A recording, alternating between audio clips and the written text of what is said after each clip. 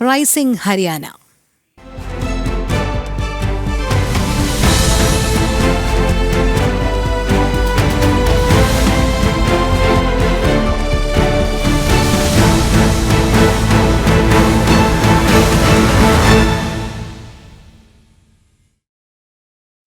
ജനാധിപത്യത്തിന്റെ ഇരുണ്ട കാലഘട്ടമായിരുന്നു അടിയന്തരാവസ്ഥയെന്ന് ഹരിയാന മുഖ്യമന്ത്രി നായബ് സിംഗ് സൈനി.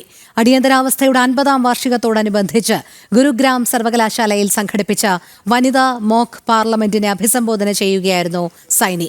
അടിയന്തരാവസ്ഥ കാലത്ത് ജനാധിപത്യത്തിന്റെ സംരക്ഷകരായി വർത്തിച്ച രാജ്യത്തെ സ്ത്രീകളെയും അദ്ദേഹം അനുസ്മരിച്ചു. രാജ്യത്തിന്റെ ജനാധിപത്യ ബോധത്തെ തകർക്കാൻ ഇനി ആരെയും അനുവദിക്കില്ലെന്നും അദ്ദേഹം പറഞ്ഞു.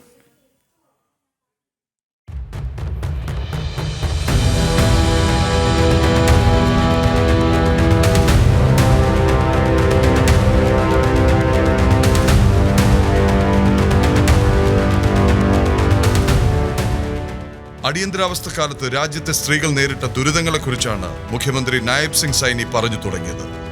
ലോക് തന്ത്ര സേനാനികൾ ആ ഇരുണ്ട കാലത്തെ നേരിട്ടതിന് സമാനമായാണ് രാജ്യത്തെ സ്ത്രീകളും ധീരതയോടെ ആ കാലത്തെ അതിക്രമങ്ങൾ നേരിട്ടത്.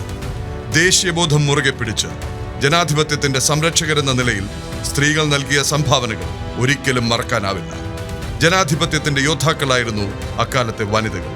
അടിയന്തരാവസ്ഥയുടെ 50-ാം വാർഷികത്തോടനുബന്ധിച്ച് ഗുരുഗ്രാം സർവകലാശാലയിൽ വനിതാ മോക്ക് പാർലമെന്റിനെ അഭിസംബോധന ചെയ്യുകയായിരുന്നു അദ്ദേഹം. ആ ഇരുണ്ട കാലഘട്ടത്തിലെ സംഭവങ്ങൾ വരും തലമുറയ്ക്കായി പങ്കുവെക്കേണ്ടതിന്റെ ആവശ്യകതയെക്കുറിച്ചും അദ്ദേഹം സംസാരിച്ചു.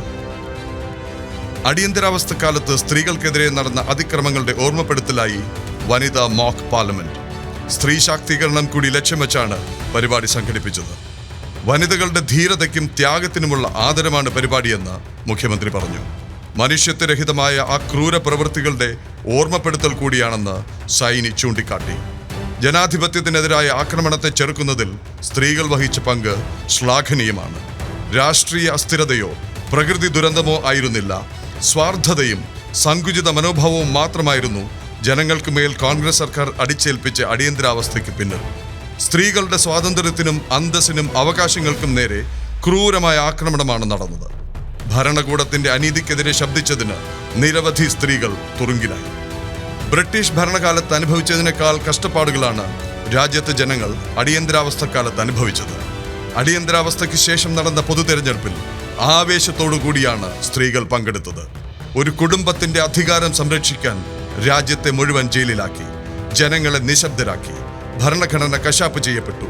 ഇത് നിസ്സാരമായി കാണാനാകില്ലെന്നും സൈനി പറഞ്ഞു. जो इमरजेंसी देश के अंदर लगी थी और इमरजेंसी के समय जो यातनाएं लोगों ने सही थी, उन सब को स्मरण करने का ये हर वर्ष हम उसको याद करते हैं. 25 जून 1975 वो काला दिन जब पूरे देश के अंदर अस्थिरता का माहौल खड़ा हो गया था. हम सब जानते हैं, हमारे बुजुर्ग, हम उनसे बातें भी सुनते हैं. ഓരോ പൗരന്റെയും അവകാശങ്ങൾ ഹനിക്കപ്പെട്ട രാത്രിയായിരുന്നു 1975 ജൂൺ 25 നമ്മുടെ രാജ്യത്തിന്റെ ജനാധിപത്യ ബോധത്തെ തകർക്കാൻ ഇനി ആർക്കും കഴിയില്ലെന്ന് മുഖ്യമന്ത്രി നായബ് സിംഗ് സൈനി ഉറപ്പു നൽകി. मैं कांग्रेस के लोगों को कहना चाहूंगा कि इस काले अध्याय के जो 25 जून 1975 को ये काला अध्याय लोगों ने भुगता है, क्या इसकी देश से आप लोग माफी मांगेंगे? आपने आज तक माफी तो मांगी नहीं है. 1984 के दंगे हुए, एक विशेष टारगेट तरीके से एक वर्ग को कत्लेआम कर दिया गया, उसकी माफी नहीं मांगी. उसका भी इस पवित्र संविधान के अनुरूप अगर न्याय किसी ने दिलवाने का काम किया है तो उसका नाम नरेंद्र मोदी है. कितने लंबे समय के बाद उन लोगों को न्याय मिला है, इस संविधान के अनुरूप मिला है. ലോക് തന്ത്ര സേനാനി സംഘടനാ സംസ്ഥാന അധ്യക്ഷൻ മഹാവീർ ഭരദ്വാജ്, എസ് ബി ഗുപ്ത, ശ്രീചന്ദ് ഗുപ്ത തുടങ്ങിയവരെ മുഖ്യമന്ത്രി ആദരിച്ചു.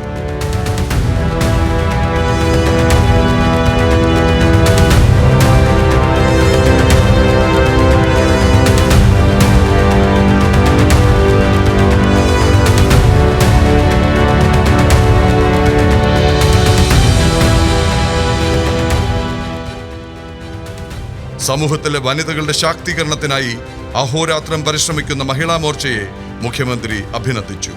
ചോദ്യങ്ങൾ ഉന്നയിക്കുക മാത്രമല്ല, പരിഹാരം കാണുന്നതിലും വനിതകൾ മുൻപന്തിയിലാണ്. ഇതാണ് ജനാധിപത്യം. ഇനി ഒരിക്കലും വിട്ടുവീഴ്ച ഉണ്ടാകില്ല. ഭരണഘടനയുടെ ആത്മാവും ഇതാണ്. BJPയുടെ ലക്ഷ്യവും മറ്റൊന്നല്ലെന്നും സൈനി പറഞ്ഞു. പാർലമെന്റ് നടപടികൾ സ്ഥിരമായി തടസ്സപ്പെടുത്തുന്ന പ്രതിപക്ഷത്തെ നായബ് സിംഗ് സൈനി വിമർശിച്ചു. ദേശീയ താൽപര്യം സംരക്ഷിക്കാൻ പ്രതിപക്ഷം പ്രതിജ്ഞാബദ്ധരാകണം. പാർലമെന്റിൽ മാന്യത കാത്തുസൂക്ഷിക്കണം. പ്രതിപക്ഷം അവരുടെ ഉത്തരവാദിത്വം നിറവേറ്റണം. രാജ്യത്തിന്റെ വികസനം തടസ്സപ്പെടുകയാണ് നിരന്തരം പാർലമെന്റ് നടപടികൾ തടസ്സപ്പെടുത്തുന്നതിലൂടെ പ്രതിപക്ഷം ചെയ്യുന്നത്.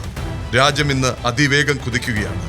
വികസിത രാഷ്ട്രമെന്ന സ്വപ്നം സാക്ഷാത്കരിക്കുന്നതിൽ പ്രധാനമന്ത്രി നരേന്ദ്രമോദിയുടെ കാഴ്ചപ്പാടിനനുസൃതമായി ഹരിയാന പ്രവർത്തിക്കുന്നു.